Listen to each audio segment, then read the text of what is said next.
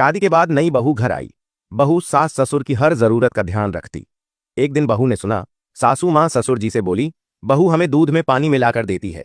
अब बहू बहाने से दूध का पतीला सास के पास ले जाती और उनके सामने ही गिलास में दूध डालकर उनको देती। कुछ दिन बाद सासू माँ फोन पर अपनी बेटी से बोल रही थी कि बहू हमें खाने में घी दिखावा करने के लिए बस ऊपर ऊपर से डालकर देती है। बहू ने घी का डिब्बा सास ससुर के कमरे में रख दिया। कुछ दिन बाद सासू माँ ससुर जी से कह रही थी, बेटा इतना फल लाता है, हमें तो थोड़ा सा दे है बहू, सारा खुद खा जाती होगी। बहू ने जब यह सुना तो अगले दिन फ्रिज सास ससुर के कमरे में ही रखवा दिया। बोली, इस उम्र में आपको पानी फल लेने के लिए किचन तक जाने में दिक्कत होती है। बहू के जाने के बाद ससुर बोले, अब तो ठीक है, सब कुछ तेरे कमरे में रख दिया।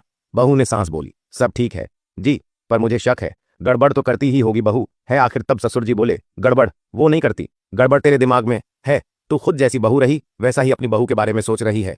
निष्कर्ष, वहम का इलाज तो हकीम लुकमान के पास भी नहीं था।